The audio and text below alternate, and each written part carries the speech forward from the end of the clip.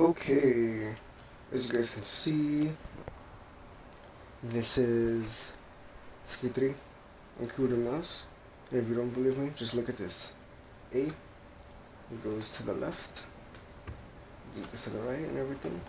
You push with the left foot with Z, right foot with X.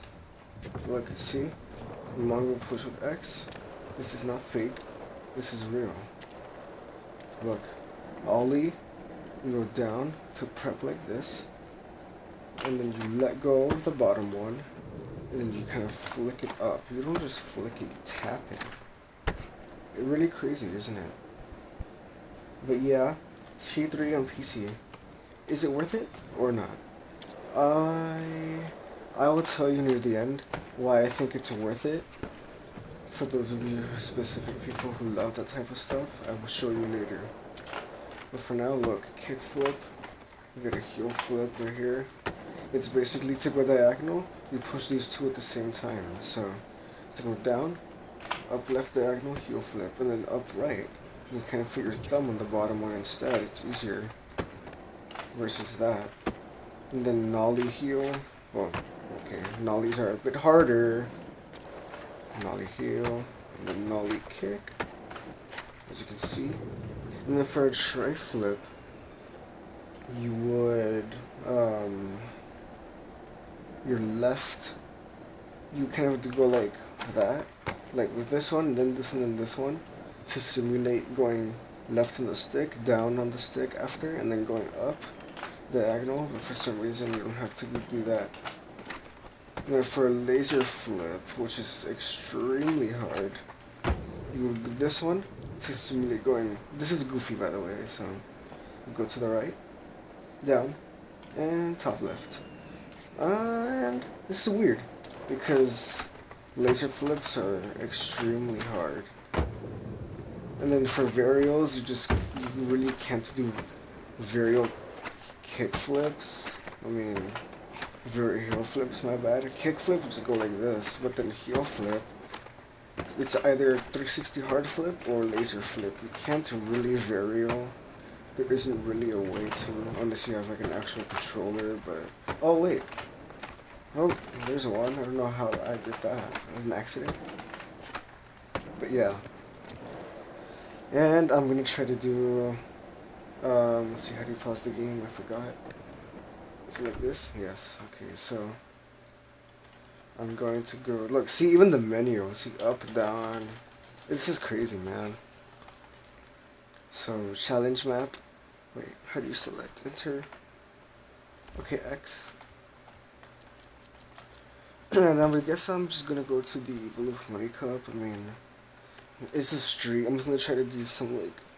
I'm gonna try to do a line with the keyboard. And I will tell you why at the end. Why I think it's worth it.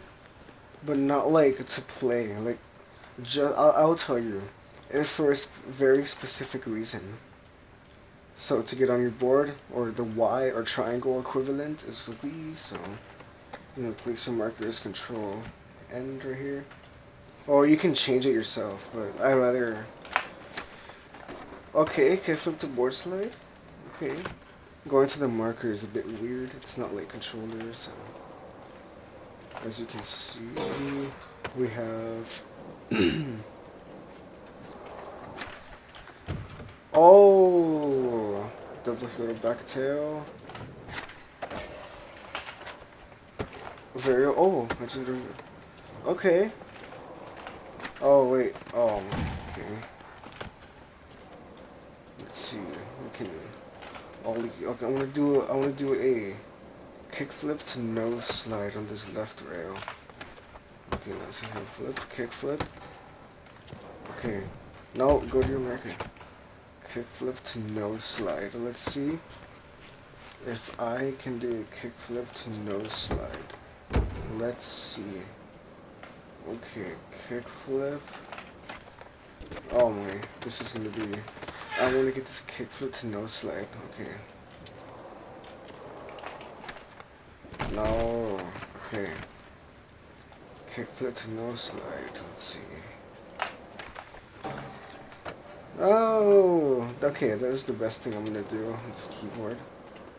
It's a lot harder than it seems. And yeah, this is so awesome. It just feels so different. It feels like it's realistic. Like you can't comp or anything. You can, but I mean, unless you're some genius.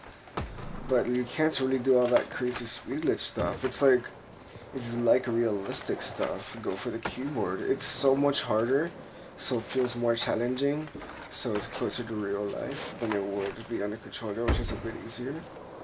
So if you like realistic skating, and you think realistic skating Skate 3 is too easy, on a standard, PS3, Xbox controller, then go ahead and use the keyboard on the emulator. It gives you a challenge. It's not hard. You just get used to it, but it's harder for sure than, say, controller. So if you like realistic and you want to try something hard and challenge yourself to the max, go with the keyboard. That's one reason why I think keyboard is worth it for those who like challenging themselves and want to do something. Just go ahead.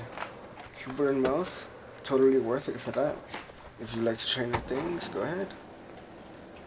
And the second reason why I think the keyboard and mouse, even though it's not really the mouse, but second reason why I think the keyboard is good is nostalgia.